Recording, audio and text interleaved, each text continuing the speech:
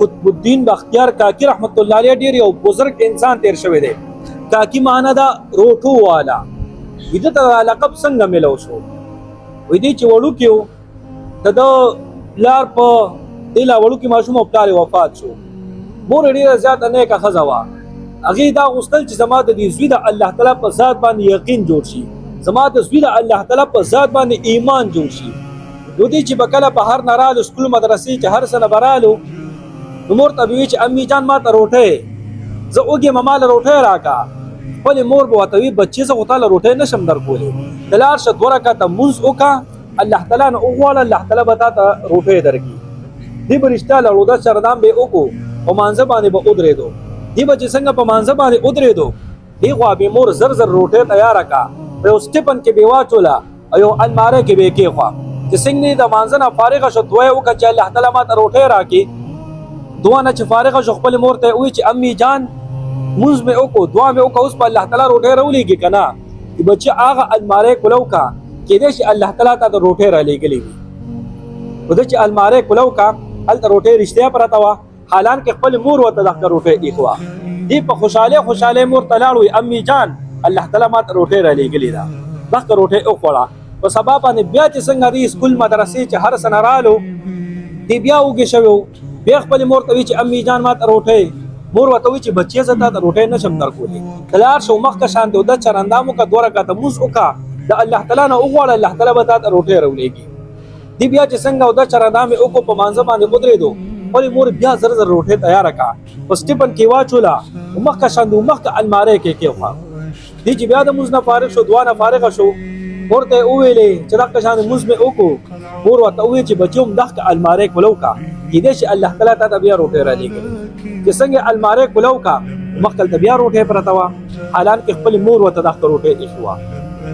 د یقین ورو د الله تعالی په ذات باندې جوړېږي، هغه ایمان ورو د الله تعالی په ذات باندې جوړېږي.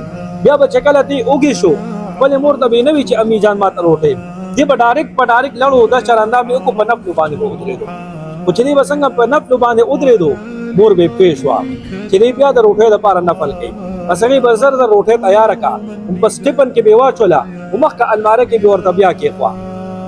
چې څنګه به دی د لمونځ نه فارغېدو، هلته به روټۍ ورته هر ټایم ملاوېده. د دغه یقین او ایمان ورو د الله تعالی په ذات خو اوچتې درجې ته ورسېږي. یو ځل دی خپلې مور ته وایي چې امي جان څنګه ما ته الله تعالی روټۍ راکوي د مانځه په ذریعې سره، آیا داسې ټول خلکو ته الله تعالی روټۍ ورکوي؟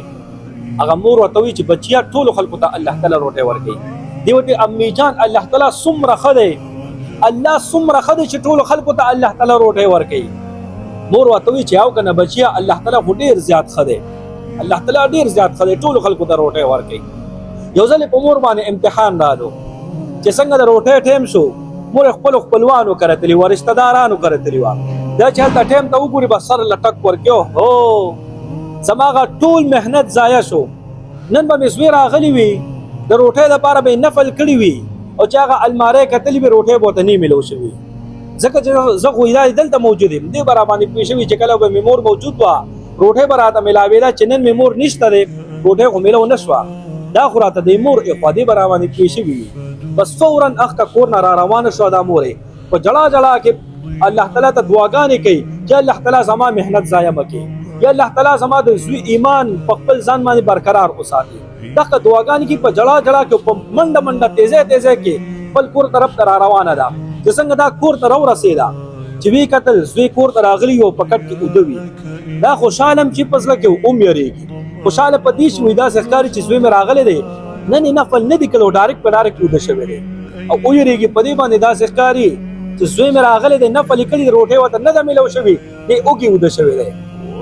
بس زر زر دی روټۍ تیاره کړه، او په سټیپن کې واچوله، او مخکې المارۍ کې روټۍ کېښوه. چې المارۍ کې روټۍ کېښوه، دا راغله خپل زوی طرف ته را روانه شوه. زوی د خوب نه راپاڅولو، وایي بچیا پاسه 2 رکعته نفل وکړه، الله تعالی نه دعا وغواړه چې الله تعالی درته روټۍ راولېږي. بچیا پاسه نفل وکړه، الله تعالی نه روټۍ وغواړه چې الله تعالی درته روټۍ راولېږي. زوی چې څنګه د خوب نه راپاڅېدو، وایي امي جان ما خو روټۍ خوړلې ده. وایي بچیا چا درته رالېږلې وه؟ وایي کوم الله چې به مخکې رالېږله هغه راته نن هم رالېږلې وه. په رښتیا ورته الله تعالی روټۍ رالېږلې وه. مور فورا په سجده باندې پریوتا او د الله تعالی شکر ادا کوي. الله تعالی ستاسو لاک لاک شکر دې زما د زوی ایمان په خپل ځان باندې برقرار وساتي. د زوی او تبيوي چې امی جان په نن روټه کې او چلو مخکې چې مې کوم روټه او خوړله خولې کې به مې لږ شانتې خوند لذت په پکې موجود و چې خوله به مې کنګاله که هغه لذت په ختم شو. نن مې چې کومه روټۍ خوړلې ده که ټیم کیم پکې څه بیل شانتې خوند و پکې زه پکې اودم شوم د خوب نه راپاڅېدم اوس هم هغه لذت او خوند په خوله کې زما موجود دی.